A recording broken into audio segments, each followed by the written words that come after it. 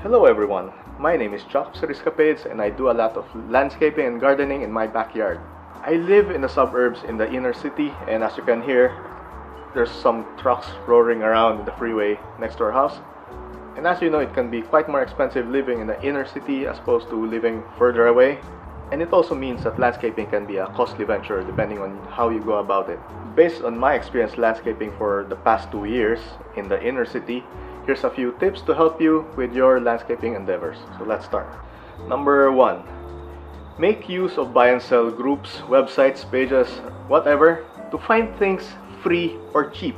I get most of my materials this way. I've gotten lots of rocks which I'm using for my borders. I also picked up a carload of white pebbles, and I've been using them everywhere in my garden. And quite recently in my episode 63 of Let's Plant, I picked up some tree stumps and I've been using them in my landscape. And some things that you would want to look out for are pebbles, large rocks, a bunch of bricks, maybe some pavers, and even some stands or shelves, whatever you use. And apart from that, I get to score lots of pots as well. I see people listing a bunch of plastic pots for free all of the time. And this has been quite useful when I move plants into pots between landscaping. So it really helps having those extra stuff on hand. That way you don't have to spend on any of them. Number 2, buy in bulk from garden and landscape supply centers. And this is actually how I found out about Soilworks. Now, depending on your supplier of choice, you'd be getting a great deal from buying in bulk, and there might be additional avenues to save if you're having them delivered or if you're picking them up yourself. And if buying in bulk is too much for you, you could always split with a friend or a few friends. And if you work it out amongst yourselves, you'll be saving a lot in the long run. Number 3, keep a lookout for people who are doing their house or garden, because chances are they would be pricing things really cheap or even free, especially if they want to get rid of things ASAP. Number 4, check out garage sales. No two are the same and you'll never know what you'll find.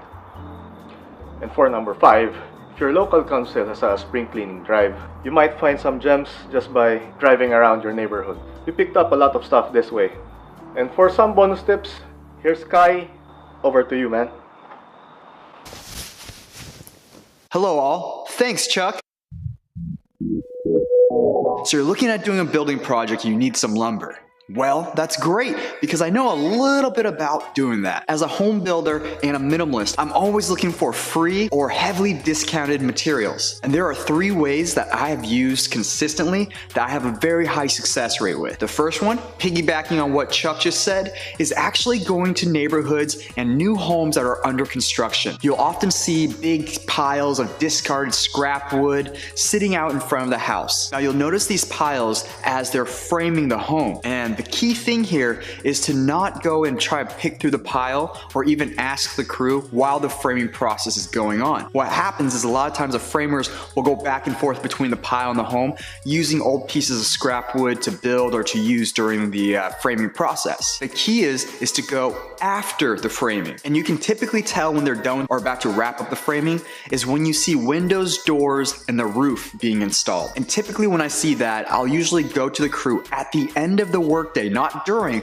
but at the end of the workday as they're packing up their trucks to see if I can pull a couple of pieces of wood out of the pile. Number 2 is getting wooden pallets and crates from industrial distribution centers and dumpsters. Now this is a pretty common thing that a lot of folks are already doing. And really, honestly, what has worked out really well for me is I drive through the industrial area of town a lot, or distribution centers, specifically produce, products, manufacturers, that type of stuff, where they're shipping big stuff on crates. And what I found is to get free pallets and crates, it's usually I don't go to the bigger operations. They usually have a lot of restrictions and regulations about how they deal with that stuff.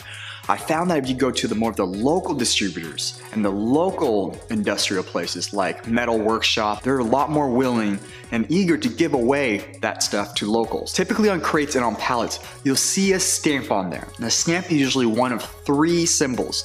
Now here's a very important thing, especially when using this for your garden or using it inside your home. There's 3 different ways that companies treat these wood pallets and crates. So the 3 stamps that we're looking for is HT, which stands for heat treated. Those are safe. Number 2 is KD, which stands for kiln dried, which is safe. And the third one is MB, which stands for methyl bromide fumigation. And that just doesn't even sound safe, and it is not safe. So I stay away from that at all costs. The other two, HT and KD, are perfectly safe, and I use those all the time. The MB, I don't even touch. And then number 3 is Home Depot or any type of large local hardware store. And they actually will sometimes even have pallets there too for you to take. With that said, you can get pallets there, but a lot of times it can be hit or miss. But it never hurts to ask. But the key thing about Home Depot that's great is that after building this whole house and going through actual lumber yards and things of that sort, is that Home Depot actually has really decent prices on their lumber products. But with that aside, is that in the back of the store, usually near the saws where they use to cut down the lumber, is that you'll find a bin that will have pieces of wood that is marked with a purple dot. This bin, all that wood are usually scrap pieces of wood or wood that has been damaged or for whatever reason isn't really fit to sell at retail prices. These are discounted between 70 and 90% off. This is a great place to build or use any of your projects. If you can see right back here, those 2 floating shelves, those are 2x10s that I got from the clearance pile. Okay, and those are the 3 tips that I have for you today. Good luck on your next project, and let Chuck and I know how these tips worked out for you. Were you able to get any free good stuff? Back to you, Chuck. Thanks, Kai. For more tips on minimalism and all that, check out Kai's channel. The link to his channel for 24K Life would be somewhere around here or down in the description below. Now, if this is your first time meeting me, my name is Kai, and I'm just an average guy who is able to retire at 27 on the minimalist lifestyle and build my own home overlooking the lake. And I'll spend most of my time traveling, building stuff, surfing, and making YouTube videos. Come check out my channel and subscribe to 24K Life right here if you're at all interested in seeing the habits and techniques that could help you towards early retirement. And if you're after more succulent related tips, just stick around in my channel or click around in the videos down below or in these cards, and I'll see you in the next video. Bye.